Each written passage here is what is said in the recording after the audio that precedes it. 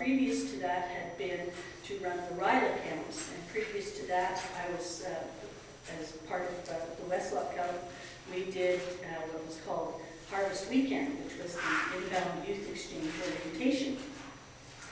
So my journey to the district and to youth has taken about 8 years.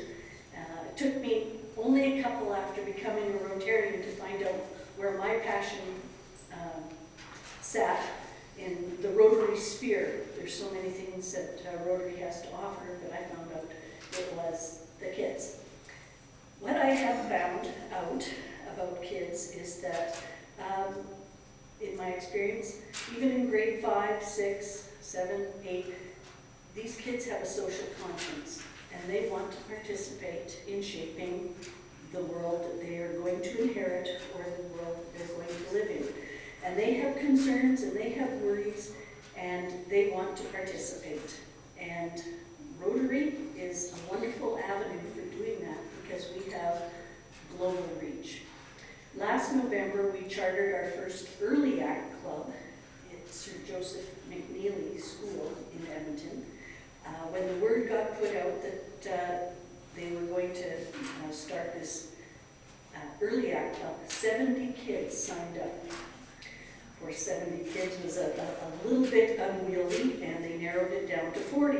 And so we have 40 kids in grades 5 and 6 that regularly make trips to Ronald McDonald House and help fundraise.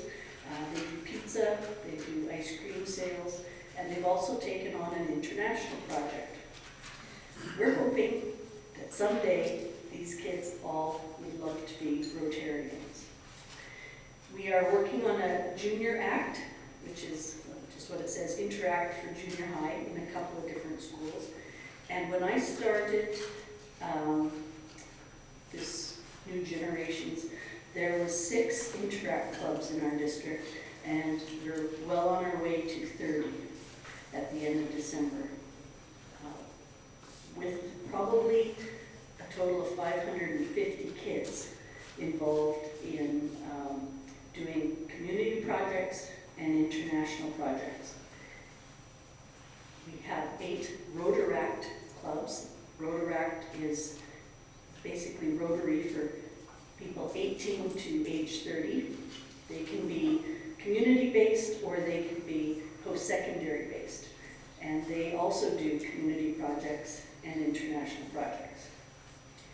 What I have found, or how we have built our New Generations, and let me just tell you what RI did. In May of 2010, RI took a look at what had been happening over the past 20 years and realized that, I'm sure they realized it sooner, but basically Rotary has 1.2 million members. In the past 20 years, we've gained a new 1 million members, and we've lost 1 million members. And so our numbers are basically stagnant. And they were looking at ways to increase membership so that we can do more good work in the world. And they thought, you know, what we aren't doing is leveraging our investment in youth. And I have polled in the district, and I can tell you that of the 61 clubs in the district, we spend $850,000 a year investing in youth. That's scholarships, that's youth exchange, it's Interact, RILA, Ripen, adventure trips, and that's an awful lot of money. And what we've been doing up until the last couple of years is just putting that money into the program and then letting the kids come back. Some of them give us reports and then they just go away. What we have found and what we've instituted in Westlock is keeping in touch with these kids.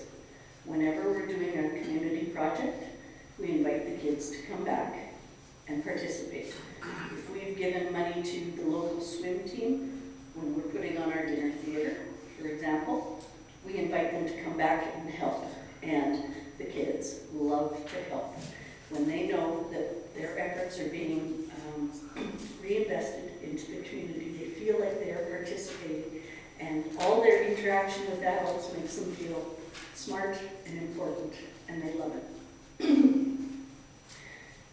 We have, in the last 5 years, we went from 27 participants in RILA to last year we had 114. What happens is these kids get an intense 3.5-day workshop on communication, working with the team, communications, and we send them back with some skills. Most of these kids end up participating, if they aren't already, in student government or other leadership positions inside their schools. But quite a few of them have started interact clubs, and that has precipitated this amazing growth that we've had in the district.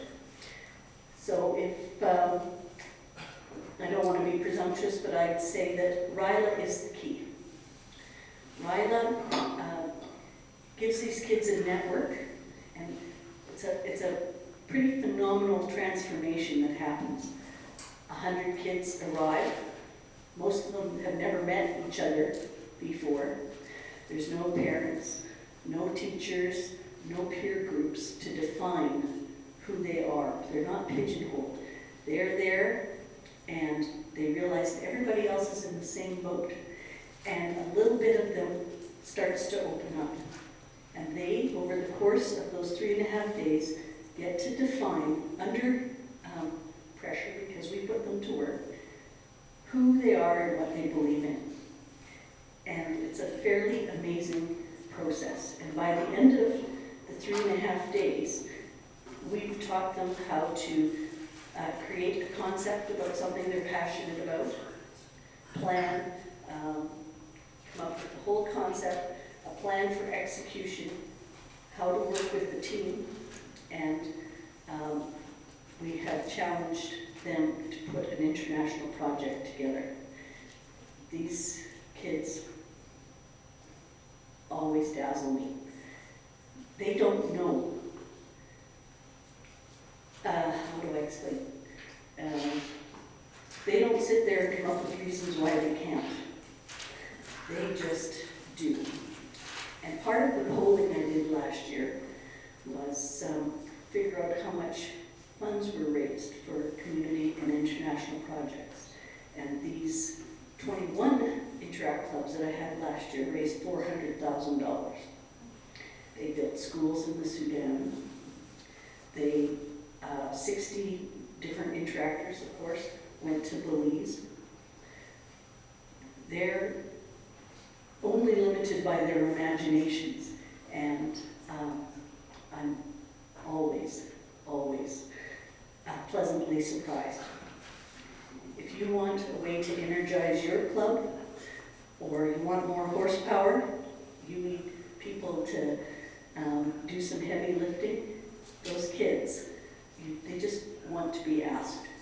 I was listening, Brad, and by the way, I think maybe you'd be a real fun guy at a party. All those policies.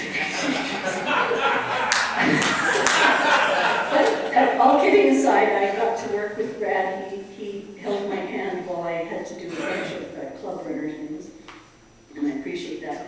But, you know, care of mothers and prenatal, that would really resonate with kids. They want to build schools. They want to build playgrounds. They cannot imagine that other children don't live the same lives that they do. And you'd be amazed what they could come up with. And see, Interact and Rotaract can't go for Future Vision or global grants, but they can if they partner with the Rotary Club. So I encourage you to think about ways that you can incorporate that energy from these kids into the club that you have. And by the way, I applaud, and I'm truly grateful that you've taken such a big interest in Interact. It's the future of Rotary. As far as I'm concerned, the more positive impressions these young people get of Rotary, whether it was that they got a scholarship or they attended a RILA and then came back and were part of an Interact club. See, Interact has all the same challenges as a regular Rotary Club, except that they don't have money for lunch. Someone has to drive them, and they need a permission slip. And with all that, they were able to do some amazing things last year. So I encourage you to take that on. I don't know, I was in Vancouver at the Zone Institute a week ago, and Kevin Hilders was there. But just to let you know how our district has embraced youth. Our district, out of the zone, out of 38 other districts, won an award for our leading edge, what we're doing with kids. My whole part of Imagineering, and I hope not to run too late, but what I was thinking is if we better use the money that we invest in kids by keeping track of them and keeping a hold of them. And the kids that you see with leadership potential, we send them to RILA, and after they've done RILA, they come back and they become part of an Interact Club. Maybe they think about youth exchange opportunities, if that's something along the lines. But at RILA, we also have Rotaractors from U of A, and Nate come and speak. And then the kids know that there's something beyond Interact in high school that they can be part of, and channel their social conscience. If you are a member of Facebook, I hope that you've all joined the district Facebook page. And we want all the kids to join the district Facebook page because it gives them a real sense of connectivity. And I made the mistake of giving all these kids my cell phone number, so I receive texts all day, all night. And over the last 4, almost 5 years, I'm tracking almost 1,000 kids. And we have Jubilee Medal winners. We have just some wonderful kids to be proud of. And I believe that they will be Rotarians someday. Oh, one other thing. I had the occasion to do writing this year for the first time. And it was the week after RILA. And like I said, I had 114 very excited kids. That's what happens. RILA kids are kids, they aren't sitting over on the wall waiting to see who joins something. You ask them to do something. They're all in the middle at once.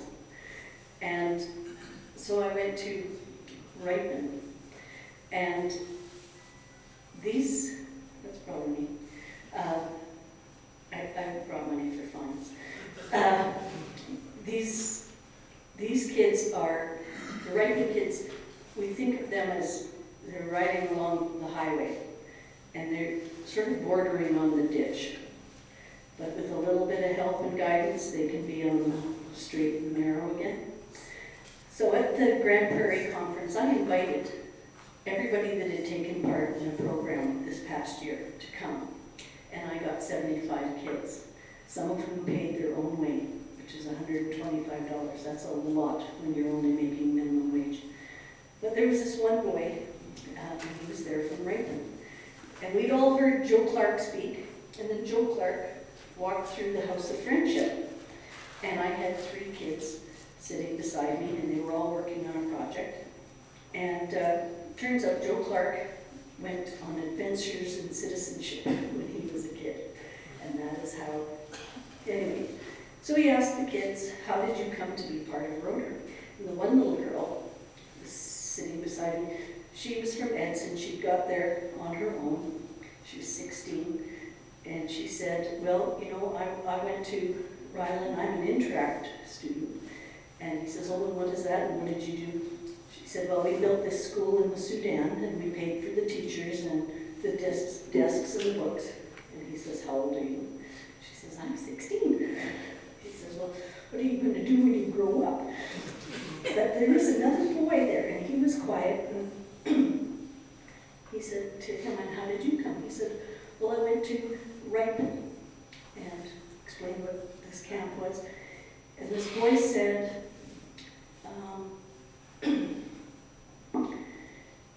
there I learned what a goal was.